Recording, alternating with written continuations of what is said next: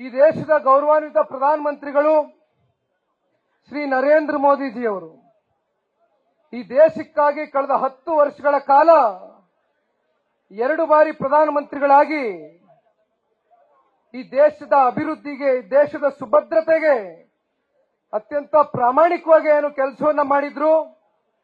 ಮತ್ತೊಮ್ಮೆ 3ನೇ ಬಾರಿಯೂ ಕೂಡ ಶ್ರೀ ನರೇಂದ್ರ ಮೋದಿಜಿಯವರು ಈ ದೇಶದ ಪ್ರಧಾನಮಂತ್ರಿಗಳಾಗಿ ಅವರ ಒಂದು ಸಂಪುಟದಲ್ಲಿ ಇವತ್ತು ನೀವು ಬೆಳೆಸಿರ್ತಕ್ಕಂಥ ಮನೆ ಮಗ ಮಾನ್ಯ ಕುಮಾರಣ್ಣವರು ಹೆವಿ ಇಂಡಸ್ಟ್ರೀಸ್ ಮತ್ತು ಸ್ಟೀಲ್ ಅಂತಕ್ಕಂಥ 2 ಜವಾಬ್ದಾರಿಯುತವಾದಂತ ಒಂದು ಖಾತೆಗಳನ್ನ ಇವತ್ತೇನು ಅಲಂಕರಿಸಿದ್ದಾರೆ.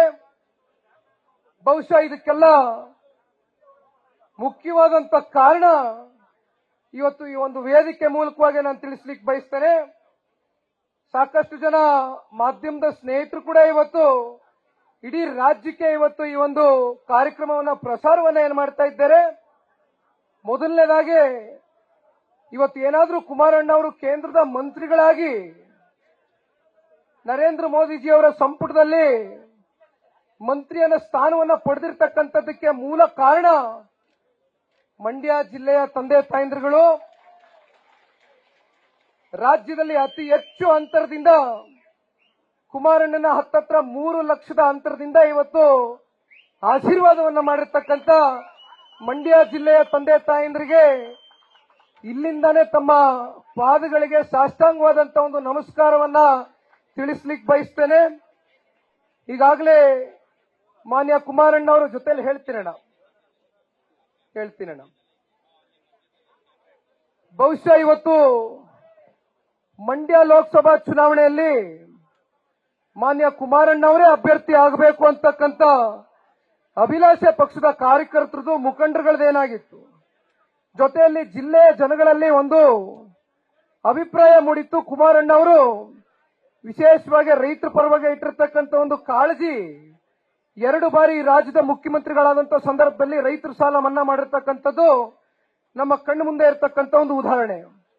ಇವೆಲ್ಲ ಗಮನದಲ್ಲಿ ಇಟ್ಕೊಂಡು ಮಂಡ್ಯ ಜಿಲ್ಲೆಯ ಎಲ್ಲ ಪ್ರಬುದ್ಧ ಮತದಾರ ತಂದೆ ತಾಯಂದಿರುಗಳು ಕುಮಾರಣ್ಣನಿಗೆ ಆಶೀರ್ವಾದ ಮಾಡಿದ್ರಿ. ಆದ್ರೆ ಇವತ್ತು ರಾಮನಗರ ಜಿಲ್ಲೆ ಕುಮಾರಣ್ಣ ಅವರಿಗೆ ರಾಜಕೀಯವಾಗಿ ಇವತ್ತು ಇಡೀ ರಾಜ್ಯದಲ್ಲಿ ಕುಮಾರಣ್ಣ ಅವರು ಯಾರು ಅಂತಕ್ಕಂಥದ್ದು ತೋರಿಸಿದಂತ ಜಿಲ್ಲೆ ರಾಮನಗರ ಜಿಲ್ಲೆ ಅಂತಕ್ಕಂಥದ್ದನ್ನ ನಾವು ಮರೀಲಿಕ್ಕೆ ಸಾಧ್ಯ ಇಲ್ಲ.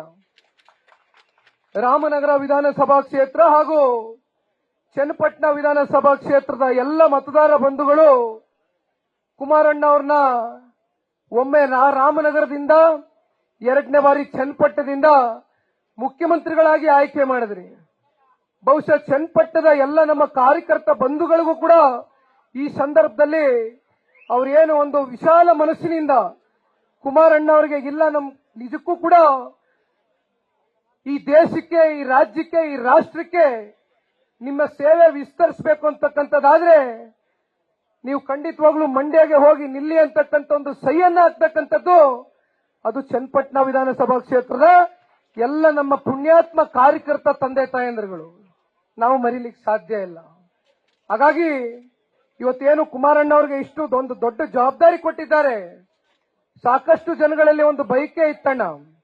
ಚುನಾವಣೆ ಸಂದರ್ಭದಲ್ಲಿ ಸಾಕಷ್ಟು ಮಂಡ್ಯ ಜಿಲ್ಲೆಯ ಎಲ್ಲ ರೈತಾಪಿ ವರ್ಗದ ತಂದೆ ತಾಯಂದಿರಲ್ಲಿ ಒಂದು ನಿರೀಕ್ಷೆ ಇತ್ತು, ಕಾರ್ಯಕರ್ತರಲ್ಲಿ ಒಂದು ನಿರೀಕ್ಷೆ ಇತ್ತು. ಕುಮಾರಣ್ಣ ಅವರಿಗೆ ರೈತರ ಮೇಲೆ ಇರ್ತಕ್ಕಂಥ ಒಂದು ಕಾಳಜಿ, ಒಂದು ಬದ್ಧತೆ, ಒಂದು ಹಿನ್ನೆಲೆಯಲ್ಲಿ ಕೃಷಿ ಮಂತ್ರಿಗಳಾಗಬೇಕು ಕುಮಾರಣ್ಣ ಅವರು ಅಂತಕ್ಕಂಥ ಒಂದು ಅಭಿಲಾಷೆ ಏನಿತ್ತು. ಬಹುಶಃ ಇವತ್ತು ಕುಮಾರಣ್ಣ ಅವರಿಗೆ ಏನು ಹೆವಿ ಇಂಡಸ್ಟ್ರೀಸ್ ಮತ್ತೆ ಸ್ಟೀಲ್ ಅಂತಕ್ಕಂಥ ಒಂದು ಖಾತೆನ ಕೊಟ್ಟಿದ್ದಾರೆ. ಇವತ್ತು ಈ ದೇಶದಲ್ಲಿ ಮ್ಯಾನುಫ್ಯಾಕ್ಚರಿಂಗ್ ಸೆಕ್ಟರ್ ಅಂತಕ್ಕಂಥದ್ದು 26% ಇವತ್ತು ಈ ದೇಶದ ಪಾಪ್ಯುಲೇಷನ್ ನಲ್ಲಿ ಒಂದು GDP ಗ್ರೋತ್ಗೆ ಬಹುಮುಖ್ಯವಾದಂತ ಒಂದು ಪಾತ್ರವನ್ನು ವಹಿಸ್ತಾ ಇರತಕ್ಕಂಥ ಒಂದು ಖಾತೆ. ಹಾಗಾಗಿ ಇಂಥ ಒಂದು ಖಾತೆನ ಇವತ್ತು ಕುಮಾರಣ್ಣ ಅವರಿಗೆ ಶ್ರೀ ನರೇಂದ್ರ ಮೋದಿಜಿಯವರು ಹಾಗೂ ಭಾರತೀಯ ಜನತಾ ಪಾರ್ಟಿಯ ರಾಷ್ಟ್ರೀಯ ನಾಯಕರುಗಳು ಇಂಥ ಒಂದು ದೊಡ್ಡ ಜವಾಬ್ದಾರಿಯನ್ನೇ ಇವತ್ತು ಅವರ ಹೆಗಲ ಮೇಲೆ ಹೊರಿಸಿದ್ದಾರೆ ಅಂತಕ್ಕಂಥದ್ದಾದ್ರೆ ಇವತ್ತು ಕುಮಾರಣ್ಣ ಅವರ ಒಂದು ನಾಯಕತ್ವದ ಮೇಲೆ, ಜೊತೆಯಲ್ಲಿ ಇವತ್ತು ಕುಮಾರಣ್ಣ ಅವರು ಏನು ದೀರ್ಘಕಾಲದ ಒಂದು ಅನುಭವ ಇದೆ, ಅವರ ಅಡ್ಮಿನಿಸ್ಟ್ರೇಷನ್ ಅಲ್ಲಿ ಇರ್ತಕ್ಕಂಥ ಒಂದು ಹಿಡಿತ ಇದೆ. ಇದು ಕೇವಲ ರಾಜ್ಯ ಮಟ್ಟಕ್ಕಷ್ಟೇ ಅಲ್ಲ, ಇವತ್ತು ಇಡೀ ರಾಷ್ಟ್ರದಲ್ಲೂ ಕೂಡ ಇವತ್ತು ಕುಮಾರಣ್ಣ ಅವರು ಅತ್ಯಂತ ಪ್ರಾಮಾಣಿಕವಾಗಿ ಇವತ್ತು ಈ ದೇಶವನ್ನ, ನಮ್ಮ ರಾಜ್ಯವನ್ನ ಕಟ್ಟತಕ್ಕಂತ ಒಂದು ಸೇವೆಯನ್ನ, ಕೆಲಸವನ್ನ ಪ್ರಾರಂಭ ಈಗಾಗಲೇ ಮಾಡಿದ್ದಾರೆ ಅಂತಕ್ಕಂಥದ್ದನ್ನ ನಾನು ಹೇಳಲಿಕ್ಕೆ ಬಯಸ್ತೇನೆ.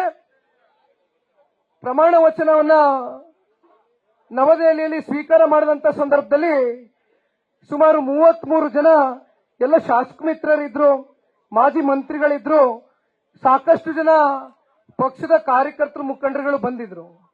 ಆ 33 ಜನ ಕೂಡ ಮಾನ್ಯ ಕುಮಾರಣ್ಣ ಅವರು ಪ್ರಮಾಣ ವಚನ ಸ್ವೀಕಾರ ಮಾಡಿದಂತ ಸಂದರ್ಭದಲ್ಲಿ ಒಂದು ನಾನು ಗಮನಿಸಿದ್ದಣ, ಬಹುಶಃ ಯಾವ ರೀತಿ ಮೊದಲನೇ ಬಾರಿ ಕುಮಾರಣ್ಣ ಅವರು ಈ ರಾಜ್ಯದ ಮುಖ್ಯಮಂತ್ರಿಗಳಾಗಿ 20 ತಿಂಗಳುಗಳ ಕಾಲ ಏನೂ ಅನುಭವ ಇಲ್ಲದೆ ಹೋದ್ರೂ ಕೂಡ ಈ ರಾಜ್ಯದ ಒಂದು ಅಭಿವೃದ್ಧಿಗೆ, ಸಮಗ್ರವಾದಂತ ಅಭಿವೃದ್ಧಿಗೆ ಪಣ ತೊಟ್ಟಿ ಹೋರಾಟ ಮಾಡಿದ್ರು. ಅದೇ ರೀತಿಯಾದಂತ ಒಂದು ಕಾನ್ಫಿಡೆನ್ಸ್, ಒಂದು ವಿಶ್ವಾಸ ಅವರ ಕಣ್ಣಲ್ಲಿ ನನಗೆ ಎದ್ದು ಕಾಣದಂತ ಒಂದು ಕ್ಷಣ. ನನಗೆ ಸಂಪೂರ್ಣ ವಿಶ್ವಾಸ ಇದೆ. ಒಬ್ಬ ಕಾರ್ಯಕರ್ತನಾಗಿ ಹೇಳ್ತೇನೆ, ಇಲ್ಲಿ ಇರ್ತಕ್ಕಂಥ ಎಲ್ಲ ನಮ್ಮ ಹಿರಿಯಕರನ್ನ ವಿಶ್ವಾಸಕ್ಕೆ ತಗೊಂಡು ಇವತ್ತು ಕುಮಾರಣ್ಣ ಅವರು ಖಂಡಿತವಾಗ್ಲೂ ಈ ದೇಶವನ್ನ ಕಟ್ಟತಕ್ಕಂಥ ಕೆಲಸ ಮಾಡ್ತಾರೆ. ಜೊತೆಯಲ್ಲಿ ನನಗೆ ಇನ್ನೊಂದು ಒಬ್ಬ ಕಾರ್ಯಕರ್ತನಾಗಿ ಅತಿ ಹೆಚ್ಚು ಸಂತೋಷ ತಂದುಕೊಟ್ಟಿರ್ತಕ್ಕಂಥ ವಿಚಾರ, ಕೋಲಾರ ಜಿಲ್ಲೆಯ ಎಲ್ಲ ಮಹಾಜನತೆ ಇವತ್ತು ಒಬ್ಬ ಕ್ರಿಯಾಶೀಲ ಯುವಕನಿಗೆ ಇವತ್ತು ಏನು ನಮ್ಮ ಮಲ್ಲೇಶ್ ಬಾಬಣ್ಣ ಅವರು, ಮಲ್ಲೇಶ್ ಬಾಬಣ್ಣ ಅವರು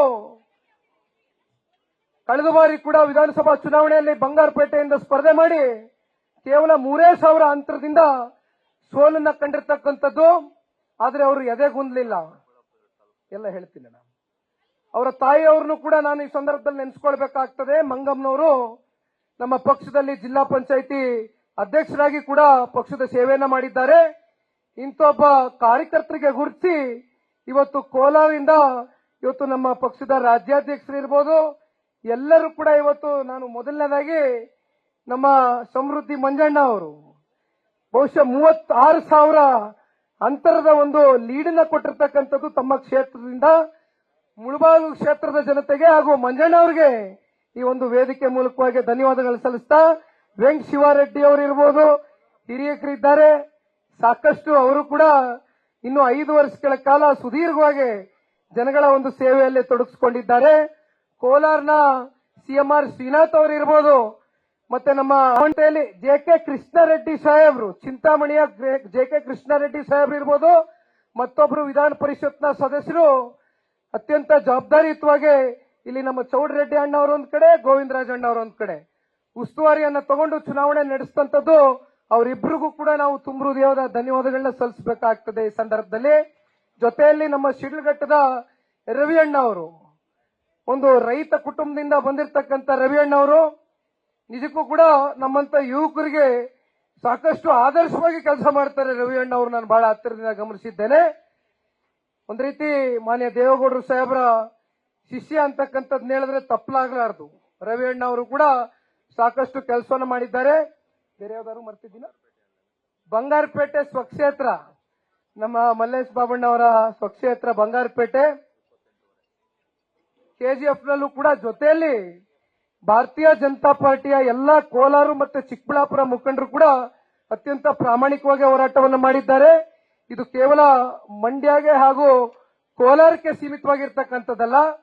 ಬಹುಶಃ ಇವತ್ತು ರಾಜ್ಯದಲ್ಲಿ 19 ಸ್ಥಾನ ಗಳಿಸಲಿಕ್ಕೆ ಇವತ್ತೇನಾದ್ರೂ ಕಾರಣ ಇದ್ರೆ ಅದು ಏನು ಜನತಾದಳ ಪಕ್ಷ ಹಾಗೂ ಭಾರತೀಯ ಜನತಾ ಪಾರ್ಟಿಯ ಇಬ್ರು ಕಾರ್ಯಕರ್ತ ಬಂಧುಗಳು ತಳಮಟ್ಟದಲ್ಲಿ ಪರಸ್ಪರ ಅತ್ಯಂತ ಆರೋಗ್ಯಕರವಾದಂತಹ ಒಂದು ಚುನಾವಣೆಯನ್ನ ಮಾಡಿರ್ತಕ್ಕಂಥ ಹಿನ್ನೆಲೆಯಲ್ಲಿ ಮಾತ್ರ ಇವತ್ತು 19 ಸ್ಥಾನ 28 ಕ್ಷೇತ್ರದಲ್ಲೂ ಕೂಡ ನಾವು ಗೆಲ್ಲಲಿಕ್ಕೆ ಸಾಧ್ಯ ಆಯಿತು.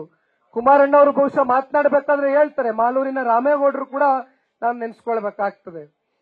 ಕುಮಾರಣ್ಣ ಅವರು ಬಹುಶಃ ಮಾತನಾಡಬೇಕಾದ್ರೆ ಹೇಳ್ತಾರೆ, ಹಳೆ ಮೈಸೂರು ಪ್ರಾಂತ್ಯದಲ್ಲಿ ಚಾಮರಾಜನಗರ ಹಾಗೂ ಹಾಸನ ಎರಡು ಹೊರತುಪಡಿಸಿ ಹಳೆ ಮೈಸೂರು ಪ್ರಾಂತ್ಯದಲ್ಲಿ ಭಾರತೀಯ ಜನತಾ ಪಾರ್ಟಿ ಹಾಗೂ ಜನತಾದಳ ಪಕ್ಷ ಇಬ್ಬರು ಕೂಡ ಸಂಪೂರ್ಣವಾಗಿ ರಾಜ್ಯದ ಜನತೆಯ ಒಂದು ವಿಶ್ವಾಸವನ್ನ ಪಡೆದುಕೊಂಡು ಇವತ್ತು ಸಂಸದರನ್ನ ಆಯ್ಕೆಯನ್ನ ಮಾಡಿ ಕಳಿಸಿದ್ದೀರಿ ಇವತ್ತು. ಹಾಗಾಗಿ ಮುಂದಿನ ದಿನಗಳಲ್ಲಿ ನಾನು ಒಂದು ತಿಳಿಸ್ಲಿಕ್ಕೆ ಬಯಸ್ತೇನೆ. ದಟ್ಟಣ್ಣ ಅವರು ಕೂತಿದ್ದಾರೆ, ಕುಮಾರಸ್ವಾಮಿ ಅಣ್ಣ ಅವರು ಕೂತಿದ್ದಾರೆ. ಇಲ್ಲಿ ಹಾಸನ ಜಿಲ್ಲೆ ವಿಚಾರವಾಗಿ ಈಗ ಬಂದಿರತಕ್ಕಂತ ಒಂದು ಫಲಿತಾಂಶ ಏನಿದೆ, ಇದು ಅತ್ಯಂತ ಅನಿರೀಕ್ಷಿತವಾದಂತ ಒಂದು ಫಲಿತಾಂಶ. ನಾವು ಯಾರು ಕೂಡ ನಿರೀಕ್ಷೆಯನ್ನ ಮಾಡಿರಲಿಲ್ಲ. ಆದ್ರೆ ಒಂದು ನಾನು ಹೇಳಲಿಕ್ಕೆ ಬಯಸ್ತೇನೆ, ತಮ್ಮ ಮಾಧ್ಯಮದ ಮೂಲಕ ಹಾಸನ ಜಿಲ್ಲೆಯ ಎಲ್ಲಾ ನಿಷ್ಠಾವಂತ ಕಾರ್ಯಕರ್ತ ಬಂಧುಗಳೇ, ಮಾನ್ಯ ದೇವೇಗೌಡರು ಸಾಹೇಬರ 64 ವರ್ಷದ ಸುದೀರ್ಘವಾದಂತ ರಾಜಕಾರಣದ ಉದ್ದಗಲಕ್ಕೂ ಕೂಡ ಇವತ್ತು ದೇವೇಗೌಡರು ಸಾಹೇಬರ ಒಂದು ಹೋರಾಟಕ್ಕೆ, ಜಿಲ್ಲೆಯ ನಾಯಕರ ಒಂದು ಹೋರಾಟಕ್ಕೆ ಇವತ್ತು ನೀವು ಜೊತೆಯಲ್ಲಿ ಹೆಗಲಿಗೆ ಹೆಗಲು ಕೊಟ್ಕೊಂಡು ಶ್ರಮಿಸಿದ್ದೀರಿ. ಒಂದು ಮಾತನ್ನೇ ಹೇಳ್ತೇನೆ, ದೇವೇಗೌಡರು ಸಾಹೇಬರು ಕೂಡ ಚುನಾವಣೆಯಲ್ಲಿ ಸೋತಿದ್ದಾರೆ. ಚುನಾವಣೆಯಲ್ಲಿ ಸೋಲು ಗೆಲ್ಲು ಅಂತಕ್ಕಂಥದ್ದು ಸರ್ವೇ ಸಾಮಾನ್ಯ. ಆದ್ರೆ ಇವೆಲ್ಲವನ್ನು ಕೂಡ ಅತ್ಯಂತ ಇವತ್ತು ಸಮಾನ ಮನಸ್ಸಿಂದ ಸ್ವೀಕಾರ ಮಾಡಿ ಹಾಸನ ಜಿಲ್ಲೆಯಿಂದ ಮತ್ತೊಮ್ಮೆ ಜೆಡಿಎಸ್ ಪಕ್ಷವನ್ನ ಮುಂದಿನ ಜಿಲ್ಲಾ ಪಂಚಾಯಿತಿ, ತಾಲೂಕ್ ಪಂಚಾಯಿತಿ ಚುನಾವಣೆಗಳಿರ್ಬೋದು, ಇನ್ನ 4 ವರ್ಷದಲ್ಲಿ ಬರ್ತಕ್ಕಂಥ ವಿಧಾನಸಭಾ ಚುನಾವಣೆಯಲ್ಲೂ ಕೂಡ ಸಂಪೂರ್ಣವಾಗಿ ಹಾಸನ ಜಿಲ್ಲೆಯ ಒಂದು ಹಿಡಿತವನ್ನ ಸಾಧಿಸಲಿಕ್ಕೆ ಇವತ್ತು ಸಂಘಟಾತ್ಮಕವಾದಂತಹ ಒಂದು ದೃಷ್ಟಿಯಲ್ಲಿ ಒಬ್ಬ ಜೆಡಿಎಸ್ನ ಯುವ ಕಾರ್ಯಕರ್ತನಾಗಿ ಎಲ್ಲ ನಮ್ಮ ಜಿಲ್ಲೆಯ ನಾಯಕರ ಒಂದು ಬೆಂಬಲದೊಂದಿಗೆ ನಿಮ್ ಜೊತೆಯಲ್ಲಿ ನಿಂತು ಹೆಗಲಿಗೆ ಹೆಗಲು ಕೊಟ್ಟು ಇವತ್ತು ಹಾಸನ ಜಿಲ್ಲೆಯಿಂದಾನೇ ಪ್ರಾರಂಭ ಮಾಡೋಣ ಒಂದು ಹೊಸ ಅಧ್ಯಾಯವನ್ನ ಅಂತ ಹೇಳಲಿಕ್ಕೆ ಇಷ್ಟಪಡ್ತೇನೆ. ಕೊನೆಯದಾಗಿ ಇವತ್ತು ಜೆಪಿ ಭವನದಲ್ಲಿ ತಾವೆಲ್ಲರೂ ಸಾಕಷ್ಟು ಜನ, ಸಹಸ್ರಾರು ಸಂಖ್ಯೆಯಲ್ಲಿ ಏನ್ ಸೇರಿದ್ದೀರಿ. ಅಂತಿಮವಾಗಿ ಇವತ್ತು ನಿಮ್ಮ ನಾಯಕರು ಮಾನ್ಯ ಕುಮಾರಣ್ಣವರು ಮಾತನಾಡ್ತಕ್ಕಂಥದ್ದಿದೆ. ಅದಕ್ಕಿಂತ ಮುಂಚಿತವಾಗಿ ಕೋರ್ ಕಮಿಟಿಯ ಅಧ್ಯಕ್ಷರು ಜಿಟಿ ದೇವೇಗೌಡರು ಸಾಹೇಬರು ಕೂಡ ಸಾಕಷ್ಟು ಮಾತುಗಳು. ಅಮ್ಮ ನಮಸ್ತೆ. ಅಲ್ಲಿ ತಮ್ಮನವ್ರು ನೋಡ್ಲಿಲ್ಲ. ಅಕ್ಕ ನಮಸ್ತೆ ನಮಸ್ತೆ, ಸಾರಿ, ಚೆನ್ನಾಗಿದ್ದೀರಾ. ಹಾಗಾಗಿ ಇಬ್ರು ನಾಯಕರುಗಳು ಮಾತನಾಡ್ತಕ್ಕಂಥದ್ದಿದೆ. ಕೊನೆಯದಾಗಿ ಒಂದು ಮಾತನ್ನ ತಿಳಿಸ್ಲಿಕ್ಕೆ ಬಯಸ್ತೇನೆ. ಏನು ನಮ್ಮ ರಾಜಕೀಯದ ವಿರೋಧಿಗಳು, ಜನತಾದಳ ಪಕ್ಷ ಈ ರಾಜ್ಯದಲ್ಲಿ ಸರ್ವನಾಶ ಆಗಿದೆ, ಇನ್ನ ಪಕ್ಷಕ್ಕೆ ಭವಿಷ್ಯ ಇಲ್ಲ ಅಂತಕ್ಕಂಥದ್ದನ್ನ ಏನು ಮಾತನಾಡ್ತಾ ಇದ್ರು ಅತ್ಯಂತ ಲಘುವಾಗಿ ಚುನಾವಣೆ ಸಂದರ್ಭದಲ್ಲಿ, ಇವತ್ತು ಈ ರಾಜ್ಯದ ಜನತೆ ಇವತ್ತು ತಕ್ಕವಾದಂತ ಒಂದು ಉತ್ತರವನ್ನ ಕೊಟ್ಟಿದ್ದಾರೆ. ಒಂದು ಮಾತನ್ನ ಹೇಳ್ತೇನೆ, ಯಾರು ಕೂಡ ಇವತ್ತು ಕುಮಾರಣ್ಣನ ಒಂದು ಅನುಪಸ್ಥಿತಿಯನ್ನ ತಾವ್ಯಾರು ಭಾವಿಸಬಾರದು. ಯಾಕೆಂದ್ರೆ ಸಾಕಷ್ಟು ಜನ ಪಕ್ಷದಲ್ಲಿ ಹಿರಿಯ ಮುಖಂಡರುಗಳಿದ್ದಾರೆ. ಅವರೆಲ್ಲರ ಒಂದು ಸಹಕಾರದೊಂದಿಗೆ, ಮಾರ್ಗದರ್ಶನದೊಂದಿಗೆ ಈ ಪಕ್ಷವನ್ನ ಮತ್ತೊಮ್ಮೆ ಈ ರಾಜ್ಯದಲ್ಲಿ ಅತ್ಯಂತ ಬಲಿಷ್ಠವಾಗಿ ಎಲ್ಲ ಪಕ್ಷದ ಕಾರ್ಯಕರ್ತರ ಒಂದು ಶ್ರಮದಿಂದ, ನಿಮ್ಮ ಬಲದಿಂದ ಇವತ್ತು ಎಲ್ಲ ನಮ್ಮ ಪದಾಧಿಕಾರಿಗಳು, ಎಲ್ಲ ಅಧ್ಯಕ್ಷರುಗಳು ಕೂಡ ಇವತ್ತಿಲ್ಲಿ ಕೂತಿದ್ದೀರಿ. ಈಗಲಿಂದಾನೇ ನಾವು ಮೈ ಮರಿದಿರ ಸಂಘಟನೆಗೆ ಹೆಚ್ಚಿನ ಒತ್ತನ್ನ ಕೊಟ್ಟು ಒಂದು ಹೊಸ ಅಧ್ಯಾಯವನ್ನ ಇಡೀ ರಾಜ್ಯದಲ್ಲಿ ಜನತಾದಳ ಪಕ್ಷ ಪ್ರಾರಂಭ ಮಾಡುತ್ತೆ ಅಂತಕ್ಕಂಥದ್ದನ್ನ ಹೇಳ್ತಾ, ಮತ್ತೊಮ್ಮೆ ನನಗೆ ಮಾತನಾಡೋದಕ್ಕೆ ಅವಕಾಶ ಮಾಡಿಕೊಟ್ಟಂತ ತಮ್ಮೆಲ್ಲರಿಗೂ ವಂದಿಸಿ ಹೃದಯಪೂರ್ವಕವಾದಂತ ವಂದನೆಗಳನ್ನ ಸಲ್ಲಿಸಲಿಕ್ಕೆ ಬಯಸ್ತೇನೆ. ಜೈ ಹಿಂದ್, ಜೈ ಕರ್ನಾಟಕ, ಜೈ ಜೆಡಿಎಸ್. ಧನ್ಯವಾದ. ನ್ಯೂಸ್ ಫಸ್ಟ್ ನಿರ್ಭೀತಿಯಿಂದ ನಿಮ್ಮ ಪರವಾಗಿ.